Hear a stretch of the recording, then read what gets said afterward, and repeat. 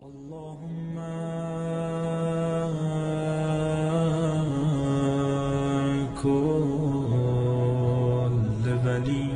بھی آپ مشکلات سے گھبرائیے گا نہیں، آپ یتیم نہیں ہیں، آپ کے سر پر آپ کا امام موجود ہے جو رؤوف ہے، رحیم ہے، کریم ہے، اس کے ہاتھ کھلے ہوئے ہیں۔ اگر کبھی آپ کو ایسی مشکلات پیش آتی اس کو حل نہیں ہوتا تو آپ کسی کے پاس مت جائیے، مصلی بچھائیے، 2 رکعت نماز پڑھیے اور بیٹھ کر کے امام سے اپنی زبان میں بات کیجیے، مولا یہ مشکل ہے، آپ میرے مشکل کو بہتر جانتے ہیں، مجھے آپ سے حل چاہیے، مجھے کسی کے پاس نہیں جاؤں، کوئی عربی کی ضرورت نہیں ہے، کسی اردو کی ضرورت نہیں ہے، آپ اپنی گجراتی زبان میں جیسا بیٹا اپنے باپ سے رگڑ رگڑ کے مانگتا ہے ویسے ہی آپ اپنے امام سے مانگیے۔ ان کو ان کے اجداد کا،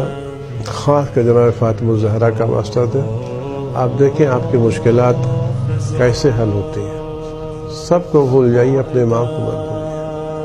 نماز کے وقت اکیلے میں جب بھی آپ کو موقع ملے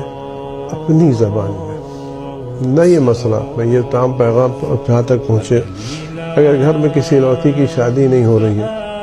تو ماں باپ کبھی امام سے کہیں، کسی بچے کی فیس نہیں ہو رہی ہے، امام سے کہ میرا بچہ اسکول نہیں جا پایا، آج اس کے پاس پیسے نہیں تھے، میں کس کے پاس جاؤں، میں کس سے ہاتھ پھیلاؤں، آپ میرے مشکلات بہتر جانتے ہیں۔ دیکھیے وہ باپ سے زیادہ مہربان ہے، ماں سے زیادہ شفیق ہے، وہ کبھی آپ کو فراموش نہیں کریں گے۔ خود فرماتے دیکھو ہم تمہاری یاد سے غافل نہیں رہتے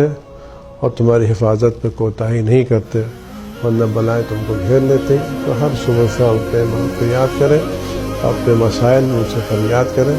کبھی بھی آپ کو مایوسی نہیں ملے گی۔